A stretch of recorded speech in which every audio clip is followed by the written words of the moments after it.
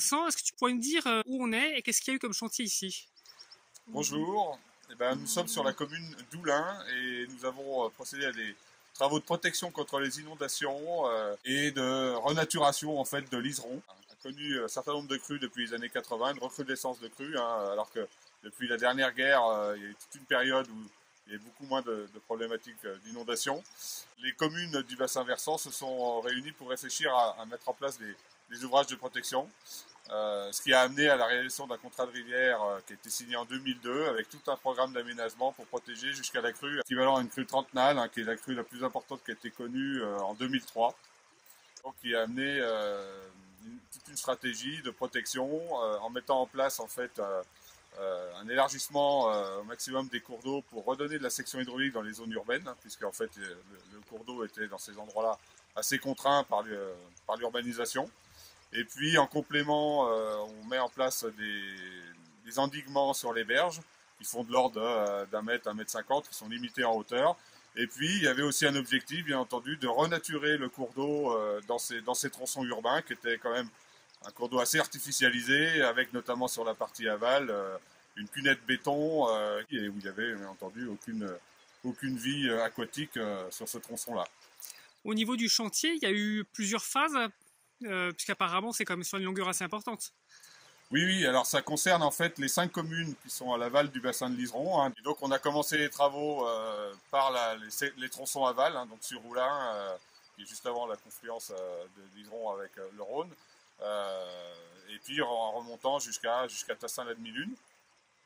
Et donc ces travaux ont commencé donc, dans les années 2012-2013 et devraient se terminer cet été en 2022 sur le secteur de Francheville. Donc justement là on est quand même au départ sur un objectif inondation et on a l'impression d'avoir une rivière assez naturelle. Donc il y a une combinaison finalement de techniques dures et de techniques douces.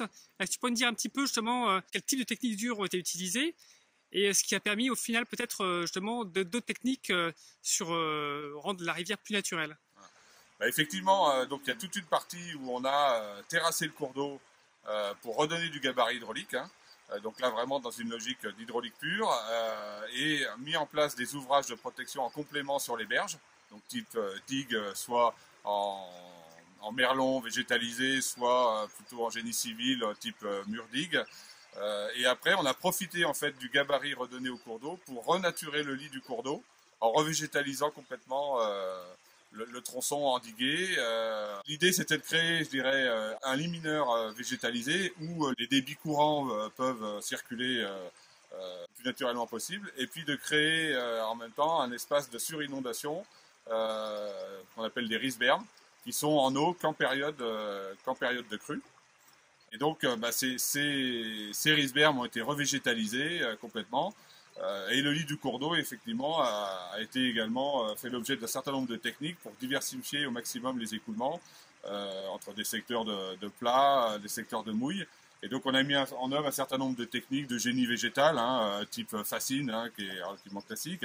Et puis on a aussi utilisé, donc on a récupéré notamment les arbres qui existaient au départ, donc notamment les souches, pour les remettre dans le lit, pour créer en fait une certaine diversité au niveau des écoulements, un certain nombre d'obstacles, des pincements, des choses comme ça, qui permettent de contraindre un peu les écoulements, de conserver une certaine hauteur d'eau suffisante, plutôt que d'avoir un étalement de la lame d'eau qui souvent entraîne des réchauffements et qui sont beaucoup moins intéressants pour la vie aquatique. Au niveau des fixations, justement, est-ce que tu as différents types de fixations pour ces souches et ces fascines, vivantes, mortes? Comment tu as procédé? Alors sur la fixation, notamment tout ce qui est souche, en fait on plante des pieux dans le lit sur 1 mètre, 1,50 m, et puis après on vient ligaturer avec des fils de fer la souche au niveau de ces pieux pour pouvoir la fixer vraiment dans le fond du lit. Globalement ça résiste jusqu'à présent. L'objectif c'est que le cours d'eau refaçonne son lit par lui-même. Et donc peut potentiellement remettre en cause les petits ouvrages qu'on a pu réaliser, mais qui pour nous ne posent pas de soucis en tant que tels. Je crois qu'il y a même des endroits où vous avez mis carrément des souches tête bêche, c'est-à-dire que vous avez planté en fait le tronc vers le bas, en taille en biseau, et par-dessus vous avez aussi parfois associé, il me semble, des boutures. Oui, oui, alors en fait, effectivement, quand on a abattu les arbres, on a préservé un minimum le tronc sur 1 mètre, 1 à 2 mètres, ce qui nous permet d'utiliser après cette partie-là qu'on vient ancrer dans la berge et on met effectivement la partie racinaire côté cours d'eau. Donc ça nous aide à la fixer également en berge et le système racinaire permet effectivement d'avoir un certain chevelu et après c'est sous-cavé plus ou moins par le cours d'eau et ça fait, je dirais, une cache qui est un peu plus intéressante pour la vie aquatique et notamment la vie piscicole. On a pu aussi effectivement les mettre dans l'autre sens pour créer un peu des mouilles au droit de ces épis.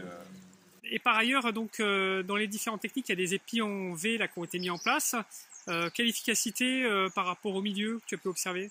Oui, donc c'est des épis qu'on met en œuvre directement dans le lit mineur pour recréer 2 chenaux un peu de chaque côté.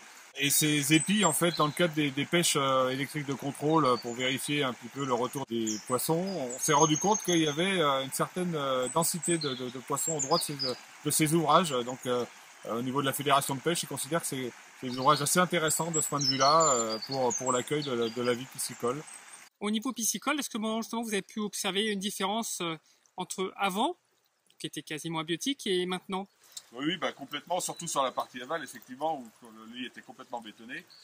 Donc là, au niveau piscicole, avant travaux, on avait fait des reconnaissances des pêches où il n'y avait pratiquement rien. Et depuis, effectivement, il y a eu une recolonisation de tout le linéaire. Après, aujourd'hui, le facteur limitant qui est un vrai souci, c'est notamment les très faibles débits, voire les assais qu'on peut connaître l'été. Qui fait que ça limite aujourd'hui vraiment la vie piscicole sur ces tronçons-là. Il me semble que vous avez aussi utilisé ces techniques de bois mort sur d'autres tronçons plutôt naturels. Qu'en est-il?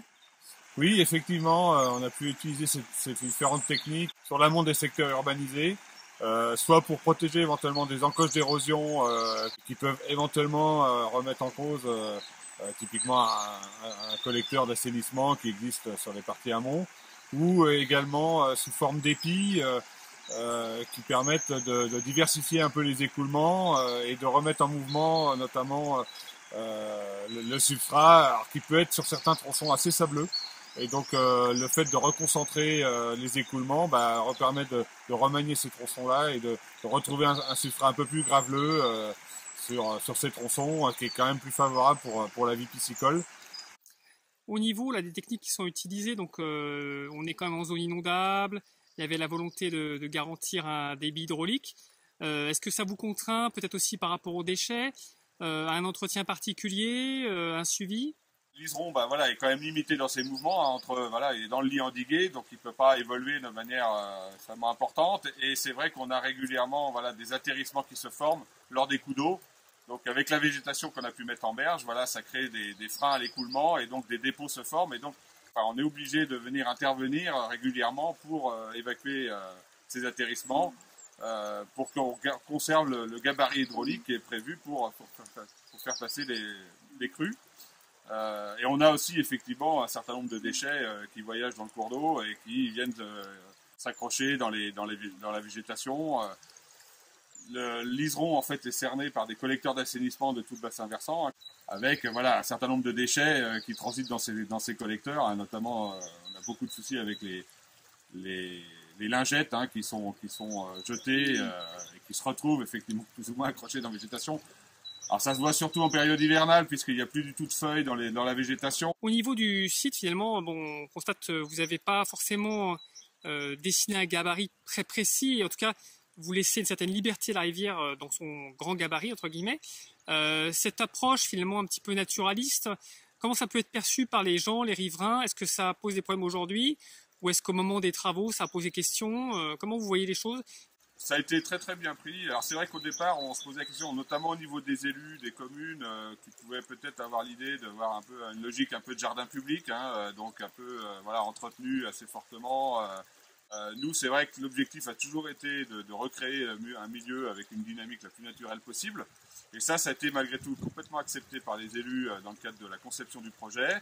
Et puis depuis que ça a été réalisé, donc il y a des cheminements qui ont été créés en berge, mais la dynamique naturelle est très bien acceptée par les riverains et par les élus. Ils considèrent qu'effectivement on a pu reconquérir un milieu relativement naturel en pleine zone urbaine, donc c'est quand même quelque chose d'assez remarquable. On n'a pas eu de retour négatif en disant attendez, ça fait très sauvage, où c'est des herbes folles un peu partout, et on pourrait dire voilà, que les gens, c'est plutôt dans une logique de jardin public, et non, il n'y a pas eu cette réaction-là aujourd'hui, et c'est plutôt même très apprécié. Au niveau finalement des techniques utilisées, donc les peignes, les souches, tout ça, est-ce que vous avez des difficultés particulières au cours du chantier ou après chantier? Et si c'était à refaire, est-ce que vous feriez un peu différemment ou ça vous satisfait en l'état? Non, globalement, on est satisfait des aménagements. Après, c'est vrai que la contrainte aujourd'hui, c'est quand même de réguler la végétation, puisque voilà, au bout de quelques années, voilà, la végétation a bien pris sa place et s'est fortement développée, et on a des phénomènes d'atterrissement qui se forment. On est un peu en phase d'expérimentation au niveau des différentes techniques. Soit on va venir carrément évacuer, je dirais, le surplus d'atterrissement, ou alors éventuellement simplement le scarifier pour éviter qu'il se végétalise trop et donc que l'atterrissement se fixe trop durement et qu'il ne puisse pas être pris lors des crues. Et éventuellement aussi à des endroits où on considère que la végétation s'est trop développée et trop dense, on reviendra sans doute la remettre un peu en cause, quitte à déraciner ou vraiment la tailler très fortement pour limiter au maximum ses effets lors des écoulements. Et donc ces travaux-là, on va prévoir de les faire, bien entendu, avant les périodes de crise, donc en général en septembre. L'objectif de garder quand même un caractère le plus naturel possible. Et donc on ne peut pas faire des coupes à blanc complètes sur l'ensemble des linéaires qui voilà, reviendraient à complètement artificialiser le secteur. Et c'est pas ce qui est recherché non plus. Donc il faut trouver un juste équilibre pour que voilà, on respecte le gabarit hydraulique tout en conservant vraiment une dynamique naturelle et un milieu le plus naturel possible. Eh bien, écoute, merci beaucoup Vincent pour cette visite. Merci.